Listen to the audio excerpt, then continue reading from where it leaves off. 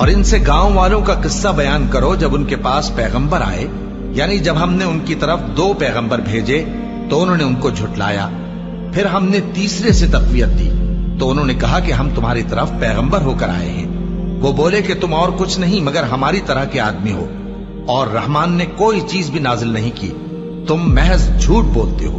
انہوں نے کہا کہ ہمارا پروردگار جانتا ہے کہ ہم تمہاری طرف پیغام دے کر بھیجے گئے ہیں، اور ہمارے ذمے تو صاف صاف پیغام پہنچا دینا ہے اور بس۔ وہ بولے کہ ہم تم کو اپنے لیے منحوس سمجھتے ہیں، اگر تم باز نہ آؤ گے تو ہم تمہیں سنسار کر دیں گے اور تم کو ہم سے دکھ دینے والا عذاب پہنچے گا۔ انہوں نے کہا کہ تمہاری نحوست تمہارے ساتھ ہے، کیا اس لیے کہ تم کو نصیحت کی گئی؟ نہیں، بلکہ تم ایسے لوگ ہو جو حد سے تجاوز کر گئے ہو۔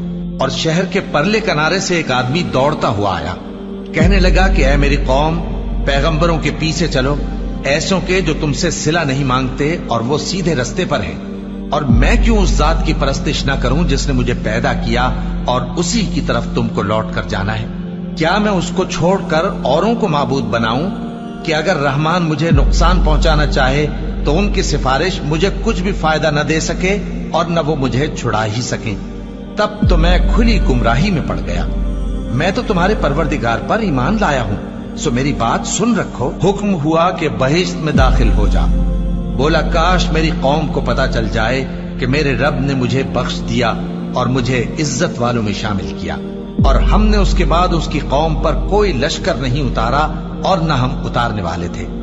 وہ تو صرف ایک چنگھاڑ تھی، سو وہ اس سے ناگہاں بجھ کر رہ گئے۔ بندوں پر افسوس کہ ان کے پاس جب کوئی پیغمبر آتا تو وہ اس سے تمسخر ضرور کرتے۔ کیا انہوں نے نہیں دیکھا کہ ہم نے ان سے پہلے بہت سے لوگوں کو ہلاک کر دیا تھا؟ اب وہ ان کی طرف لوٹ کر نہیں آئیں گے اور سب کے سب ہمارے روبرو حاضر کیے جائیں گے۔